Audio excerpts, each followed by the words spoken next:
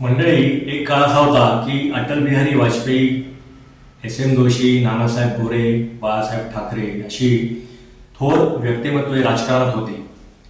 त्यांच्या काळात राजकारण समृद्ध होतं. राजकीय वातावरण फक्त निवडणुका जिंकण्यापुरतं सीमित नसायचं.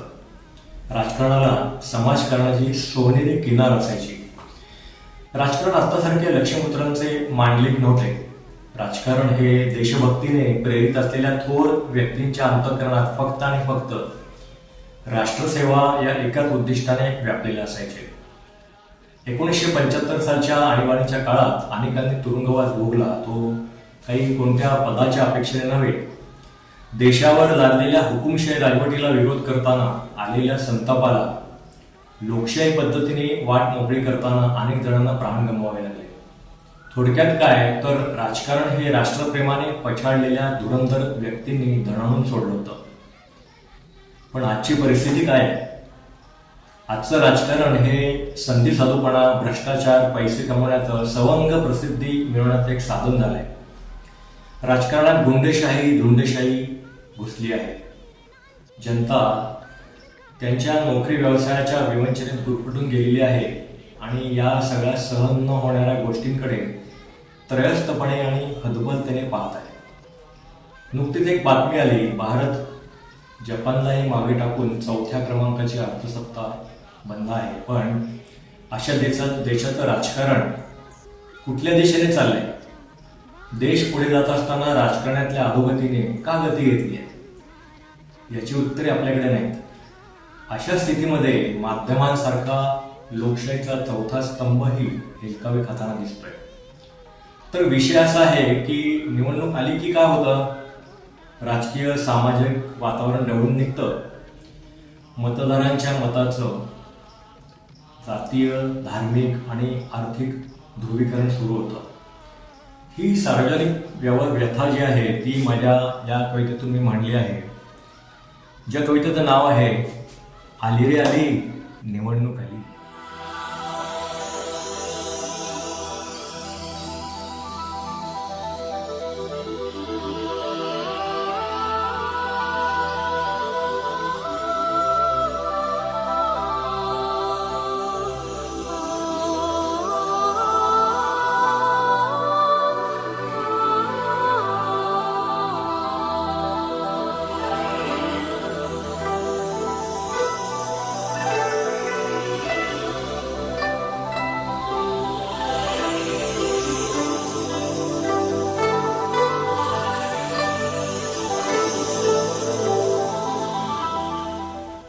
आली रे आली, पुन्हा निवडणूक आली.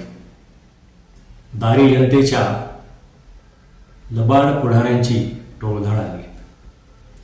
गेले नेत्यांच्या कळपांनी राजकीय जंगल गजबजून, गेले नेत्यांच्या कळपांनी राजकीय जंगल गजबजून, भ्रष्टाचारी वारी वाहे मुकाट अंधाधुंद, डरकाळांनी पुढारी पिसाट्यांच्या मतदार धरणी झाली बेधुंद, मतदार धरणी झाली बेधुंद. विकासाच्या आशेची पालवी फुटताना, विकासाच्या आशेची पालवी फुटताना माध्यमांचे पक्षी संपन्न झाले. मुरदाड त्या दगडांच्या सानिध्यात शवजनतेच्या आशांचे पुन्हा जिवंत झाले. शवजनतेच्या आशांचे पुन्हा जिवंत झाले. गर्जनेने बांधले, गर्जनेने बांधले उंच इमले वचनांचे, कोपरे गल्ल्यांचेही पुन्हा बहरले, कोपरे गल्ल्यांचेही पुन्हा बहरले. टाळ्या सुरेख पडती जनतेच्या, टाळ्या सुरेख पडती जनतेच्या, जनते सारे आशेत पुन्हा नव्याने रमले.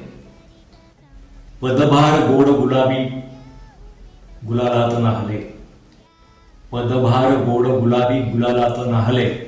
खांदे ते जुनेच नेत्यांना नाचवून धन्य झाले. खुर्ची खुणावे पुन्हा नाटकी खादीला, खुर्ची खुणावे पुन्हा नाटकी खादीला. धोबी पछाड निवडणुकीतले कामी आले, धोबी पछाड निवडणुकीतले कामी आले. पाहता पाहता शपथविधी झाला, पाहता पाहता शपथविधी झाला. संगीत खुर्चीचा तो जुना खेळ पुन्हा सुरू झाला.